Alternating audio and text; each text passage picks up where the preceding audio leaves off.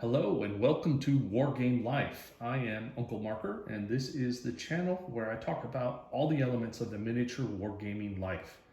Today I'm unboxing the new expansion set to the Twilight 2000 4th edition RPG. It is called Urban Operations.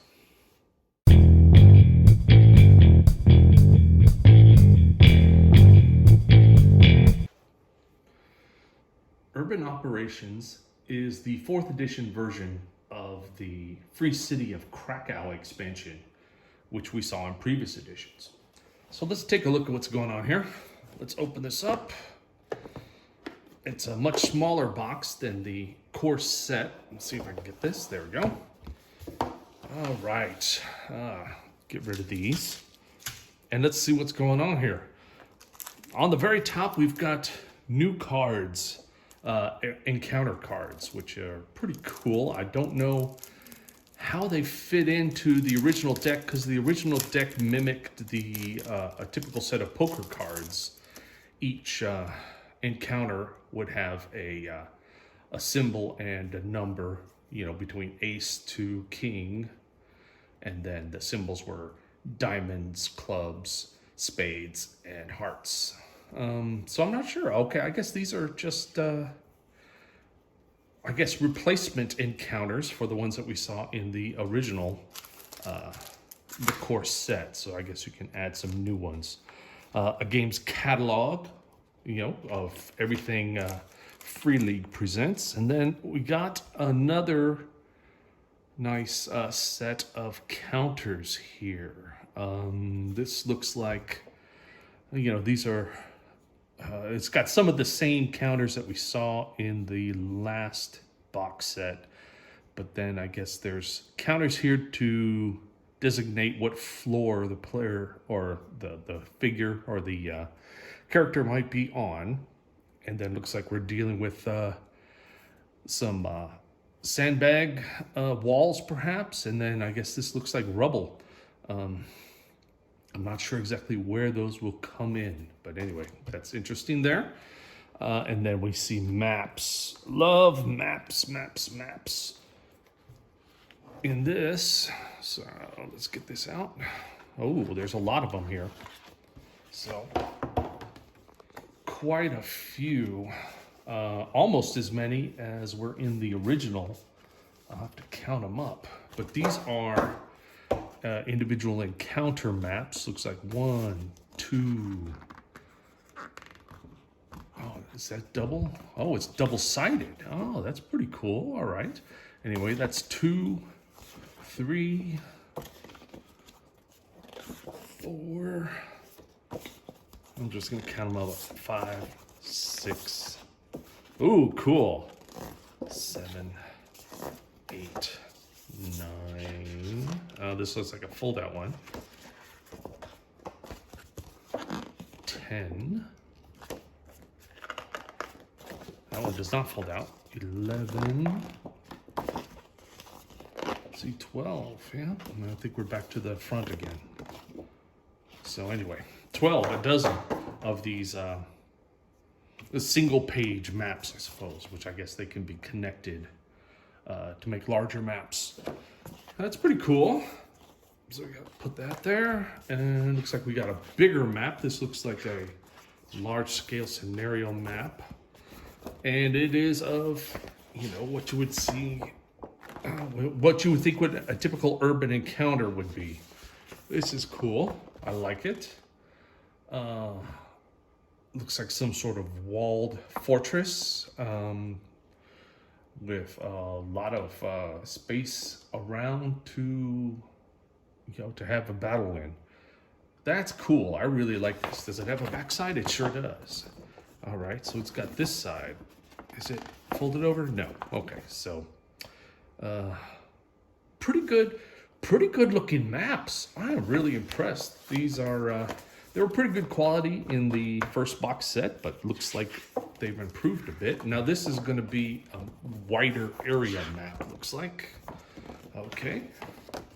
Let's turn it around like this. Krakow.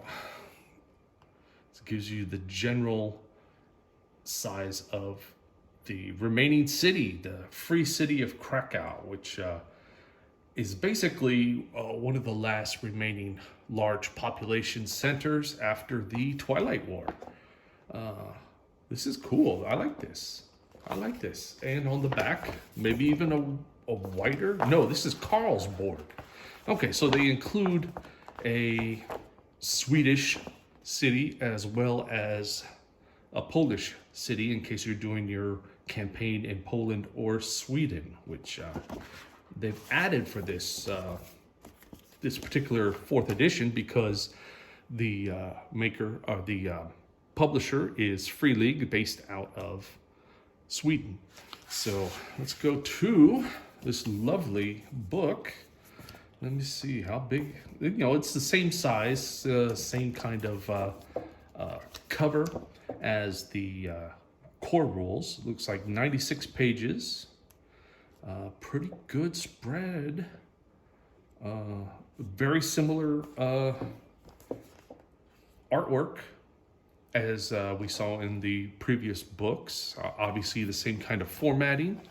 So there's a consistency to the rules. This is the same kind of table of contents. Talks about playing in cities, whereas the original box dealt with, I guess, rural or open area fighting.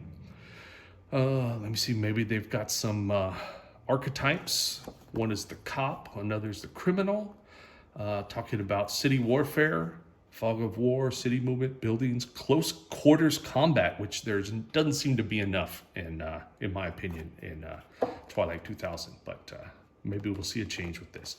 Urban encounters, some stationary encounters, city factions. Oh, talking about the various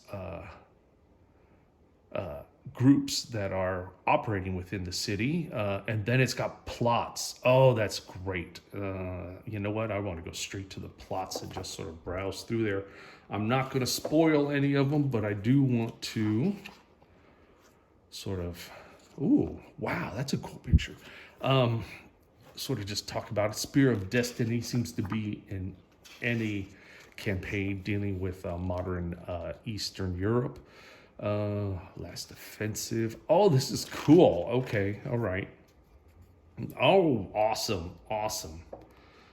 Okay, so this is, what is this? The Big Playground, giant housing complex centered around a large playground. Oh, it's cool. All right. And I guess that's a small map from which the big map is we already looked at. NPCs.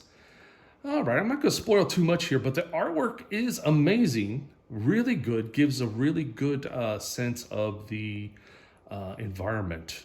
And so anyway, all right, looks like another quality product for Twilight 2000. I hope... Okay, so I did a little bit of reading through the Urban Operations rulebook.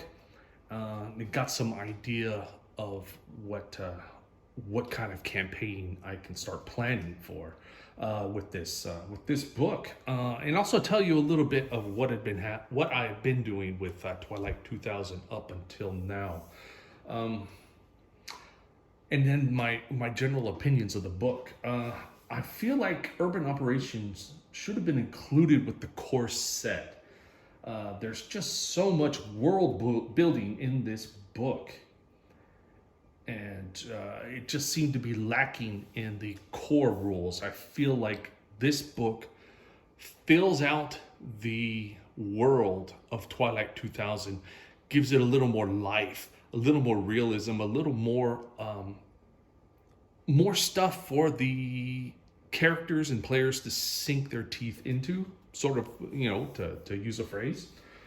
And the book includes some actual plots for your players to follow. I think this alone makes Urban Operations worth the price. The sandbox campaign, which was introduced in the core rules, it's okay.